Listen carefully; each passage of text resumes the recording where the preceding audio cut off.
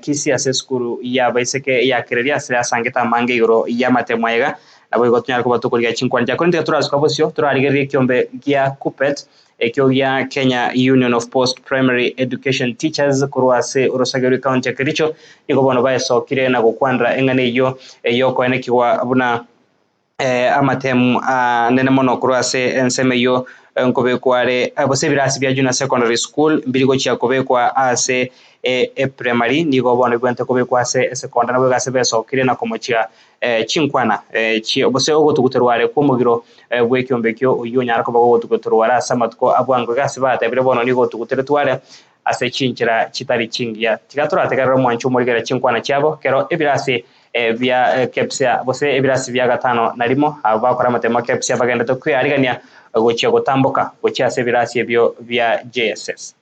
Junior secondary school and senior secondary school, there should be teacher mobility. You can decide one time, I want to go to the senior school, you go and teach there. You want to go to junior school, you go and teach there.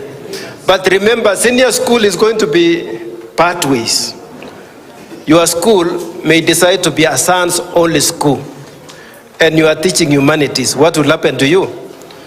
Then you can say, you can go to JSS or you go to a art school. So that is why we need to have that teacher mobility. Another thing that we do. Not to be under primary.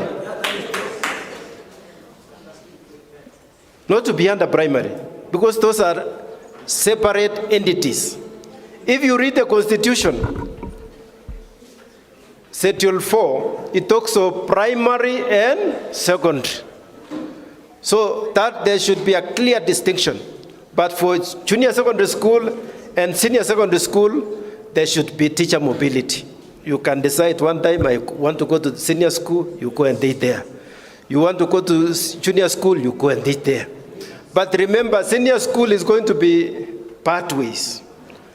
Your school may decide to be a science only school, and you are teaching humanities. What will happen to you? Then you can say, you can go to JSS or you go to a art school. So that is why we need to have that teacher mobility. And also there is going to be talent school. So we need to borrow the experience which is existing in the senior school and take it to the junior school. Because otherwise junior school will not have the administrators and such. But the approach which is being adopted by the government is not the best. Because currently, there is a proposal to amend both the TSE Act and the Basic Education Act. And what they are introducing in those amendments, some of them are not good. Courtesy of that presidential working party. Imagine they want to introduce something like comprehensive school. Comprehensive school means JSS needs to be under the primary.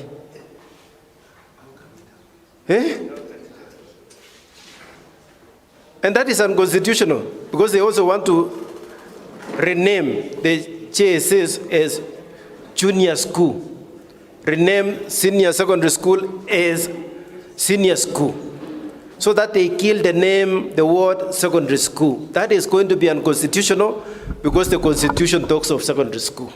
And therefore, the word secondary school cannot be removed. We are wondering if this CPG that we got, because we believe we got it in the return to work formula. Our question is, when is it going to be reviewed and how is it going to be reviewed? We want to hear from the horse's mouth. Another thing that we don't want to miss is the promotions for 2024. Tunangojea. Another thing that we don't want to miss is the acting allowance. People have acted deputies, people have acted principals, and even HODs with nothing. But in the return to work formula, it seemed there was something. We want you to make it clear today to our members. As you see them seated, they are not happy on the way the strike was called off. And that is what Ontumbi wanted to say. And I want to say it myself. Karibu tushikwe na press. Yes. Karibu tu na answers. Yes. But thank God at least our national office is here today so that that we can tell them we did not like it the way they called it off. Though there are benefits that we are getting, but the calling off was not in We also appreciate the fact that the 22 billion aeon was taken back to 22 billion from 11 billion. So when we strike, it was taken to 22 billion. But our issue is the services for Minet must be streamlined so that when every teacher goes to the hospital, we don't have to queue and wait for approval for hours and be disappointed by being told to be treated as an outpatient. Or at times we are even told not to be operated on by somebody sitting in Nairobi. While the doctor seeing you in Kericho is saying, admit. Someone in Nairobi says, do not admit. That is where our problem is. So if Minet is going to be streamlined, then we are going to be a better working force.